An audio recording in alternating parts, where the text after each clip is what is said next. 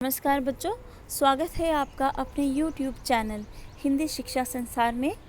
बच्चों, हम आपके पूरक पुस्तक वितान भाग 2 का तीसरा अध्याय पढ़ रहे थे, जिसका नाम है अतीत में दबे पाँव। और अभी तक हमने इन दोनों शहरों के मोहनजोदड़ो और हड़प्पा के बारे में पढ़ा, वहाँ पाए गए महाकुंड के बारे में पढ़ा, बौद्ध स्तूप, फिर मोहनजोदड़ो की नगर नियोजना का जिक्र हो रहा था। तो उसमें भी जैसे बताया गया कि कामगारों की बस्ती अलग है, एक अलग तरफ अलग दिशा में बसी हुई है, उच्च वर्ग की बस्तियां अलग दिशा में बसी हुई थी। तो ये सब इसमें हम पढ़ रहे थे। आज हम पृष्ठ संख्या 42 का आखिरी गद्यांश पढ़ना शुरू करेंगे जो इस प्रकार है। पूरब की बस्ती रईसों की बस्ती है। हालांकि आज के युग में पूरब की बस्तियां गरीबों की बस्तियां मानी जाती है। मोहनजोदड़ो इसका उलट था, यानी बड़े घर, चौड़ी सड़कें, ज़्यादा कुएं। मोहनजोदड़ो के सभी खंडरों को खुदाई कराने वाले पुरातत्ववेत्ताओं का संक्षिप्त नाम दे दिया गया है, जैसे डीके हल्का, दीक्षित काशीनाथ की खुदाई। उनके नाम पर यहाँ 2 हल्के हैं। डीके क्षेत्र दोनों बस्तियों में सबसे महत्वपूर्ण है। शहर की मुख्य सड़क फर्स्ट स्ट्रीट यहीं पर है। ये बहुत लंबी सड़क है, मानो कभी पूरे शहर को नापती हो। अब यह आधा मील बची है। इसकी चौड़ाई 33 फुट है। मोहनजोदड़ो से 3 तरह के वाहनों के साक्ष्य मिले हैं। इनमें सबसे चौड़ी बैलगाड़ी रही होगी। इस सड़क पर 2 बैलगाड़ियाँ एक साथ आसानी से आ जा सकती हैं। यह सड़क वहाँ पहुँचती है जहाँ कभी बाजार था। तो ये जो बिंदु इस गद्यांश में बताए गए हैं, ये भी नगर नियोजना में ही आ जाते हैं कि पूरब की बस्तियाँ जो है वो रईसों की बस्तियाँ हैं, और जो मुख्य सड़क की चौड़ाई 33 फुट है। 2 बैलगाड़ी आराम से आ जा सकती हैं।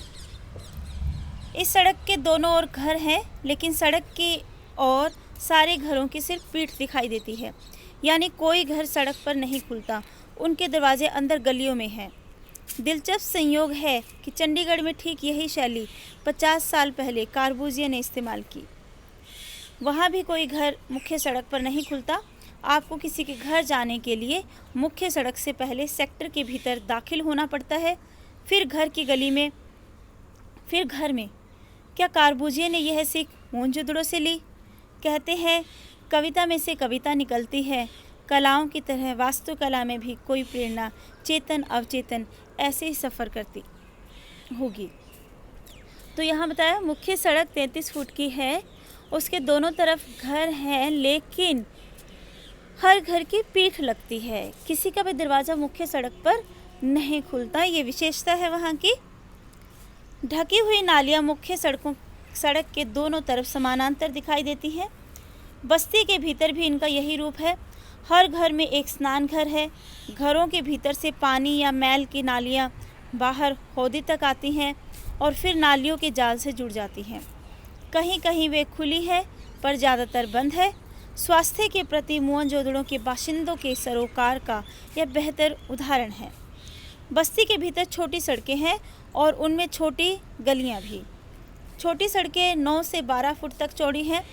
इमारतों से पहले जो चीज़ दूर से ध्यान खींचती है वह है कुओं का प्रबंध। ये कुएं भी पकी हुई एक ही आकार की ईंटों से बने हैं। इतिहासकार कहते हैं सिंधु घाटी सभ्यता संसार में पहली ज्ञात संस्कृति है जो कुएं खोदकर भूजल तक पहुंची। उनके मुताबिक केवल मोहनजोदड़ो में 700 के करीब कुएं थे। नदी, कुएं, कुंड, स्नानागार और बेजोड़ पानी निकासी। क्या सिंधु घाटी सभ्यता को हम जल संस्कृति कह सकते हैं? तो बात हुई, मुख्य सड़क 33 फुट चौड़ी है और जो छोटी सड़कें हैं वो 9 से लेकर 12 फुट तक चौड़ी हैं। और यहाँ बताया गया कि हर घर में स्नान घर हैं, नालियाँ हैं गंदा पानी घर का बाहर निकालने के लिए, और सभी नालियाँ पक्की ईंटों से ढकी हुई हैं और आगे जाकर ये नालियों के जाल से मिल जाती हैं। तो पानी की निकासी का भी बेजोड़ प्रबंध है और तकरीबन 700 कुएं पाए गए हैं। तो इन सब के आधार पर लेखक कहता है कि नदी, कुएं, कुंड, स्नानागार और बेजोड़ पानी निकासी को देखा जाए तो उसके आधार पर शायद हम सिंधु घाटी सभ्यता का नाम जल संस्कृति भी रख दें तो कोई बड़ी बात ना होगी। बड़ी बस्ती में पुरातत्व शास्त्री काशीनाथ दीक्षित के नाम पर एक हल्का डीकेजी कहलाता है।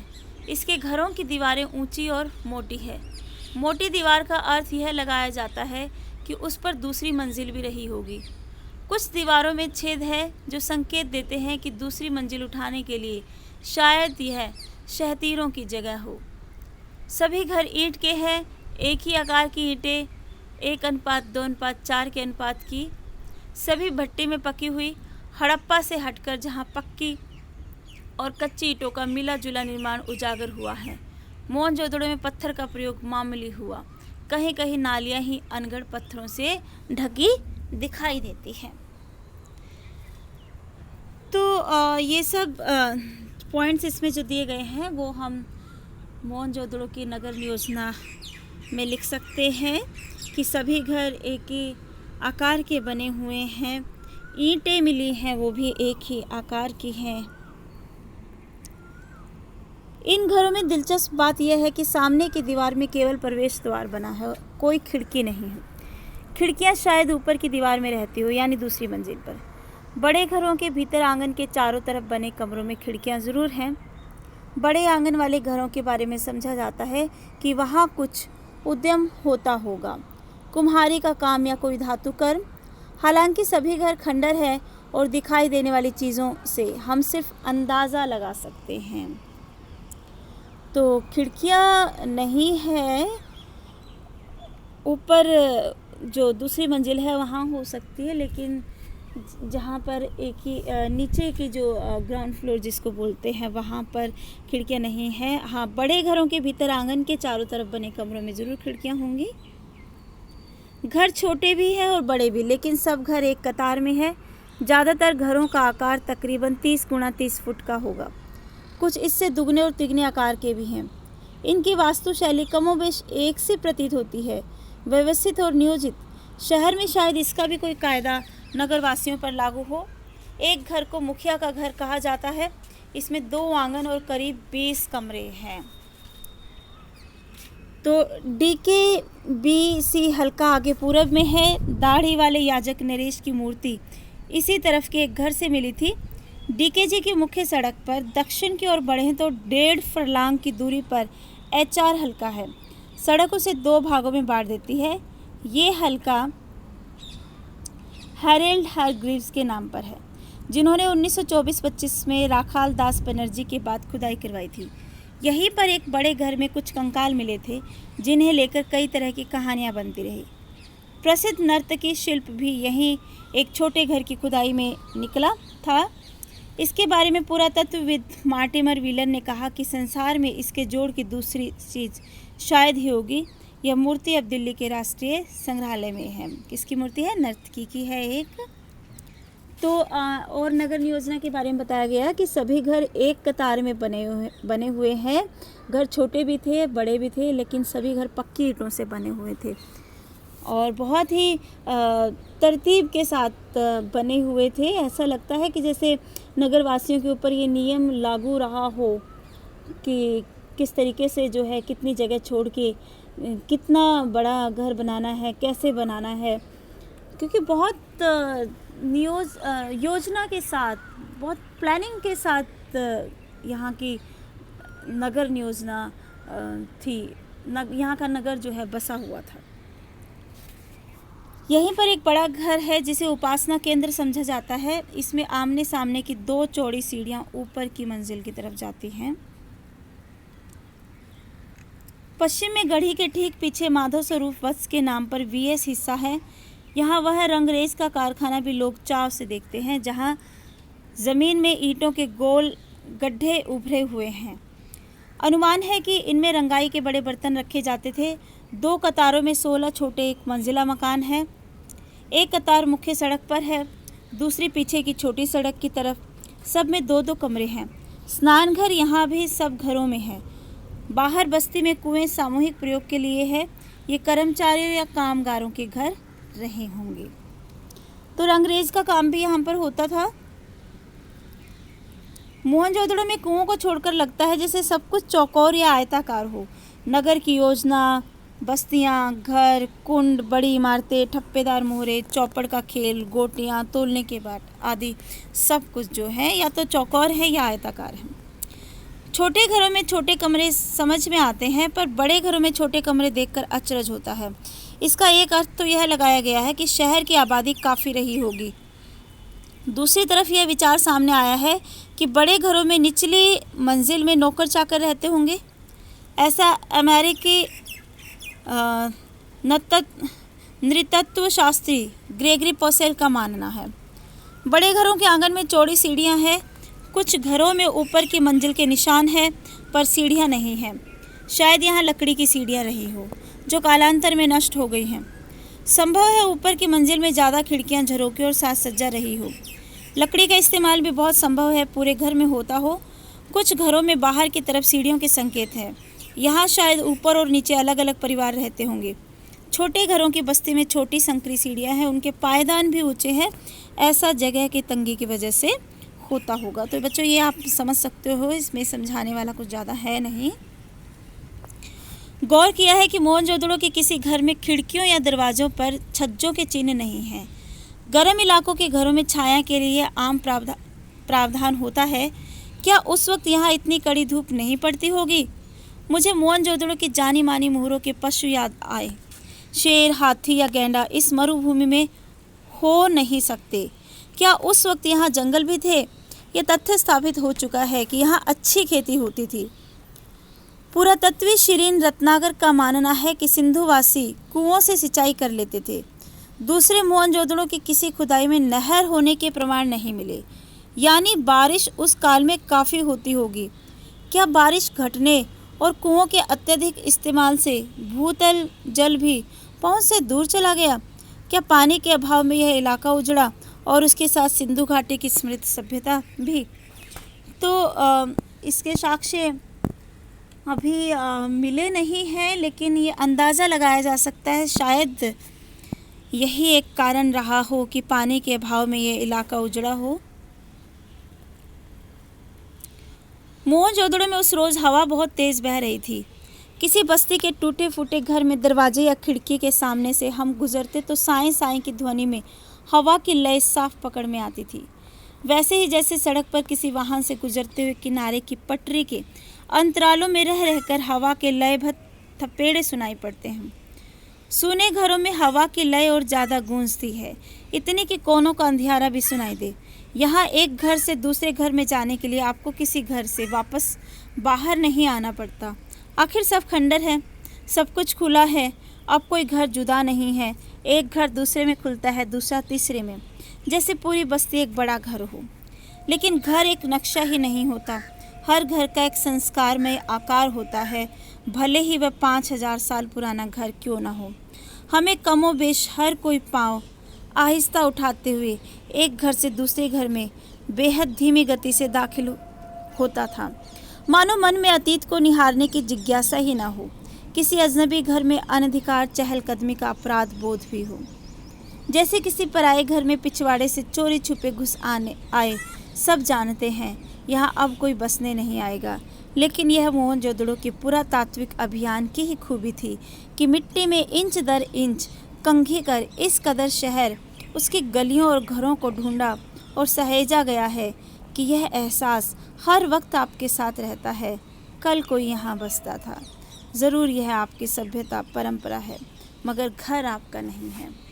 तो मतलब आज भी उन खंडरों को देखकर ये एहसास होता है कि कल यहाँ कोई ना कोई रहता था।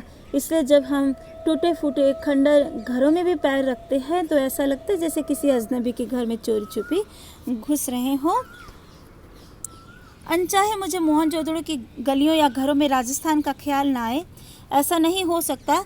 महज इसलिए नहीं कि पश्चिमी राजस्थान और सिंध गुजरात की दृश्यावली एक सी है। कई चीज़ें हैं जो मुझे यहाँ से वहाँ जोड़ जाती हैं, जैसे हजारों साल पुराने यहाँ के खेत, बाजरे और ज्वार की खेती। मोहनजोदड़ो के घरों में टहलते हुए मुझे कुलधरा की याद आई। यह जैसलमेर के मुहाने पर पीले पत्थर के घरों वाला एक खूबसूरत गांव है। उस खूबसूरती में हरदम एक गमी व्याप्त है। गांव में घर हैं पर लोग नहीं हैं। कोई 150 साल पहले राजा से तकरार पर स्वाभिमानी गांव का हर बाशिंदा रातों रात अपना घर छोड़कर चला गया। दरवाजे असबाब पीछे लोग उठा ले गए। घर खंडर हो गए पर ढहे नहीं। घरों की दीवारें, प्रवेश और खिड़कियां ऐसी है जैसे कल की बात हो। लोग निकल गए, वक्त वहीं रह गया। खंडरों ने उसे थाम लिया जैसे सुबह लोग घरों से निकले हो, शायद शाम ढले लौट आने वाले हों। राजस्थान ही नहीं, गुजरात, पंजाब और हरियाणा में भी कुएं, कुंड, गली कूचे, कच्ची पक्की ईंटों के कई घर भी आज वैसे मिलते हैं जैसे हजारों साल पहले हुए। तो कुलधरा की याद क्यों आ गई? क्योंकि कुलधरा में भी जब लोग सब कुछ छोड़कर चले गए, पीछे से सामान वगैरह भी लूट लिया गया, कुछ घर ढह भी गए, कुछ खंडर भी हो गए, टूट फूट भी गए, लेकिन ऐसा लगता था कि लोग शाम को वापस लौट आएंगे, यहाँ पर लोग रहते हों। तो ऐसा ही 5000 साल पहले ये जो सभ्यता बसी थी, सिंधु घाटी की सभ्यता, जब उसके खंडर हम देखते हैं, जो साक्ष्य वहाँ पर मिले हैं वो देखे जाते हैं, तो उनको देखकर ऐसे ही लगता है कि यहाँ पर कोई बसा हुआ है, हम किसी अजनबी के घर में घुस रहे हैं। जॉन मार्शल ने मोहनजोदड़ो पर 3 खंडों का एक विशद प्रबंध छपवाया था। उसमें खुदाई में मिली ठोस पहियों वाली मिट्टी की गाड़ी के चित्र के साथ सिंध में पिछली सदी में बरती जा रही ठीक उसी तरह की बैलगाड़ी का भी एक चित्र प्रकाशित है। तस्वीर से उन्होंने एक सतत परंपरा का इजहार किया। हालांकि कमानी या आरे वाले पहिए का आविष्कार बहुत पहले हो चुका था। जब मैं छोटा था, हमारे गांव में भी लकड़ी वाले ठोस पहिए बैलगाड़ी से जुड़ते थे। दुल्हन पहली दफ़ा इसी बैलगाड़ी में ससुराल जाती थी। बाद में हमारे यहाँ भी बैलगाड़ी में आरे वाले पहिए जुड़ने लगे। अब तो उसमें जीप के उतारू पहिए लगते हैं। हवाई जहाज़ के उतारू पहिए बाजार में आने के बाद ऊँट गाड़ी का भी आविष्कार हो गया।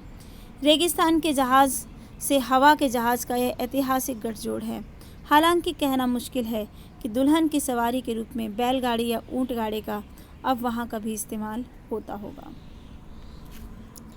हमारे मेज़बान ने ध्यान दिलाया कि मोहनजोदड़ो का अजायब घर देखना अभी बाकी है। खंडरों से निकल हम उस साबुत इमारत में आ गए, लेकिन प्रदर्शित सामान आपको खंडरों से निकल आने का एहसास होने नहीं देता। अजायब घर छोटा ही है, जैसे किसी कस्बाई स्कूल की इमारत हो। सामान भी ज़्यादा नहीं है। अहम चीज़ें हैं कराची, लाहौर, दिल्ली और लंदन में है। यूँ अकेले मोहनजोदड़ो की खुदाई में निकली पंजीकृत चीज़ों की संख्या 50,000 से ज़्यादा है।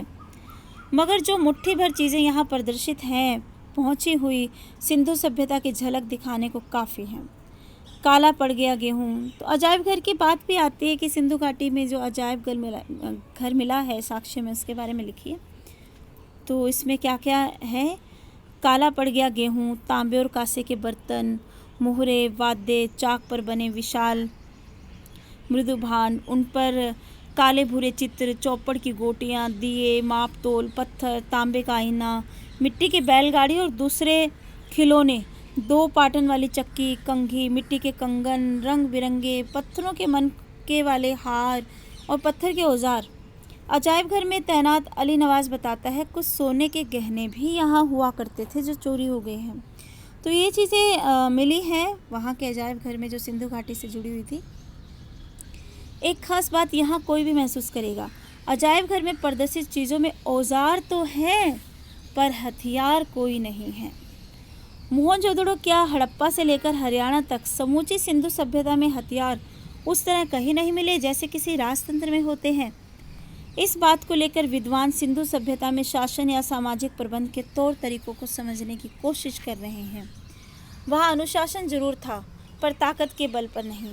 वे मानते हैं कोई सैन्य सत्ता शायद यहाँ न रही हो, मगर कोई अनुशासन जरूर था जो नगर योजना, वास्तुशिल्प, मोहर ठप्पो या पानी या साफ सफाई जैसी सामाजिक व्यवस्थाओं आदि में एक रूपता तक को कायम रखे हुए था। दूसरी बात जो सांस्कृतिक धरातल पर सिंधु घाटी सभ्यता को दूसरी सभ्यताओं से अलग ला खड़ा करती है, वह है प्रभुत्व या दिखावे के तेवर का नदारद होना। तो यहाँ हमने पढ़ा कि सिंधु घाटी की सभ्यता में हथियार कोई नहीं मिला, औजार मिले हैं। अर्थात ये जो लोग इतने अच्छे ढंग से साफ़ सफाई की व्यवस्था की गई थी, इतने अच्छे ढंग से अपने नगर को बसाया हुआ था, तो लोगों में स्वयं में अनुशासन था। ये अनुशासन किसी ताकत के बल पर नहीं था, डरा धमकाकर नहीं करवाया गया था। इसलिए यहाँ पे कहा जाता है कि यहाँ पे राजतंत्र या धर्मतंत्र तो बिल्कुल नहीं था और ना ही यहाँ पर दिखावा था। दूसरी जगहों पर राजतंत्र या धर्मतंत्र की ताकत का प्रदर्शन करने वाले महल, उपासना स्थल, मूर्तियाँ और पिरामिड आदि मिलते हैं। हड़प्पा संस्कृति में न भव्य राजप्रसाद मिले हैं न मंदिर। मतलब जो राजतंत्र या धर्मतंत्र का प्रतीक होती है, बड़ी बड़ी इमारतें होती है, उपासना स्थल होते हैं, मूर्तियाँ होती हैं, पिरामिड होते हैं, वो कुछ भी यहाँ पर नहीं मिला। तो हम कह सकते हैं कि यहाँ पे राजतंत्र या धर्मतंत्र तो बिल्कुल नहीं था। लोग स्वयं में ही अनुशासित थे, दिखावा इस सभ्यता में नहीं था। न राजाओं महंतों की समाधियाँ। यहाँ के मूर्ति शिल्प छोटे हैं और औजार भी। मोहनजोदड़ो के नरेश के सिर पर जो मुकुट है, शायद उससे छोटे सिर पेंच की कल्पना भी नहीं की जा सकती। और तो और उन लोगों की नावें बनावट में मिस्र की नावों जैसी होते हुए भी आकार में छोटी रही। आज के मुहावरे में कह सकते हैं कि वे लो प्रोफाइल सभ्यता थी, लघुता में भी महत्ता अनुभव कराने वाली संस्कृति। सबको छोटी छोटी नावें, छोटे छोटे बर्तन, उन पे चित्रित की गई जो आकृतियाँ, मोहरे और जो कुछ भी यहाँ मिला है, मतलब उन सब के आधार पे इसको लो प्रोफाइल सभ्यता भी कहा जा सकता है। मोहनजोदड़ो सिंधु सभ्यता का सबसे बड़ा शहर ही नहीं था, उसे साधनों और व्यवस्थाओं को देखते हुए सबसे समृद्ध भी माना गया है। फिर भी इसकी संपन्नता की बात कम हुई है, तो शायद इसलिए कि उसमें भव्यता का आडंबर नहीं है। प्रश्न बनता है, ये सिंधु घाटी की सभ्यता में भव्यता का आडंबर नहीं था, तो इसमें सब कुछ आ जाएगा कि हथियार नहीं मिले, औजार मिले हैं, बड़े बड़े उपासना स्थल, इमारतें जो राजतंत्र या धर्मतंत्र का प्रतीक है वो नहीं मिली, नावें मिली हैं तो छोटी छोटी मिली हैं। बहुत सुंदर तरीके से नगर जो बसाया गया था, तो इसमें दिखावा नहीं था, भव्यता का आडंबर नहीं था, ये सब कुछ इसमें लिखा जाएगा। दूसरी वजह यह भी है कि मोहनजोदड़ो और हड़प्पा पिछली सदी में ही उद्घाटित हो सके। उनकी अनबुझ लिपि अभी भी सारे रहस्य अपने में छिपाए हुए, मतलब जितना इसको हम पढ़ सके हैं, साक्ष्य मिले हैं, उसके आधार पे ये सब कुछ कहा जा सकता है, लेकिन लिपि जो है अभी पढ़ी नहीं गई है। सिंधु घाटी के लोगों में कला या सुरुचि का महत्व ज़्यादा था। वास्तुकला या नगर नियोजन ही नहीं, धातु और पत्थर की मूर्तियाँ, मृदु भांड, उन पर चित्रित मनुष्य, वनस्पति और पशु पक्षियों की छवियाँ, सुनिर्मित मुहरे, उन पर बारीकी से उत्कीर्ण आकृतियाँ, खिलौने, केश विन्यास, आभूषण और सबसे ऊपर सुघड़ अक्षरों का लिपि रूप सिंधु सभ्यता को तकनीक सिद्ध से ज़्यादा कला सिद्ध जाहिर करता है। मतलब वास्तुकला बहुत अच्छी थी, यहाँ पे कला प्रिय लोग थे यहाँ के। एक पुरातत्ववेत्ता के मुताबिक सिंधु सभ्यता की खूबी उसका सौंदर्य बोध है, जो राज पोषित या धर्म पोषित न होकर समाज पोषित था। शायद इसलिए आकार की भव्यता की जगह उसमें कला की भव्यता दिखाई गई है, दिखावा नहीं था यहाँ पे। अजायब घर में रखी चीज़ों में कुछ सुइयाँ भी हैं। खुदाई में तांबे और कांसे की तो बहुत सारी सुइयाँ मिली थी। काशीनाथ दीक्षित को सोने की 3 सुइयाँ मिली, जिनमें 1-2 इंच लंबी थी। समझा गया है कि यह बारीक कशीदेकारी में काम आती होगी। कशीदेकारी कपड़ों पे फूल बनाने। याद करें, नर्तकी के अलावा मोहनजोदड़ो के नाम से प्रसिद्ध जो दाढ़ी वाले नरेश की मूर्ति है, उसके बदन पर आकर्षक गुलकारी वाला दुशाला भी है। आज छापे वाला कपड़ा अजरक सिंध की खास पहचान बन गया है, पर कपड़ों पर छपाई का आविष्कार बहुत बाद का है। खुदाई में सुइयों के अलावा हाथी दांत और तांबे के सुएं भी मिले हैं। जानकार कहते हैं कि इनसे शायद दरियाँ बुनी जाती थी, हालांकि दरी का कोई नमूना या साक्ष्य हासिल नहीं हुआ है। वह शायद कभी हासिल ना हो, क्योंकि मोहनजोदड़ो में अब खुदाई बंद कर दी गई है। सिंधु के पानी की रिसाव से क्षार और दलदल की समस्या पैदा हो गई है। मौजूदा खंडरों को बचाकर रखना ही अब अपने आप में बड़ी चुनौती है। तो बच्चों, यहाँ पे हमारा ये पाठ ख़त्म होता है। तो कल हम मिलेंगे इसके महत्वपूर्ण प्रश्नों के साथ। तब तक के लिए स्टे होम, स्टे सेफ। धन्यवाद। शुभ दिन।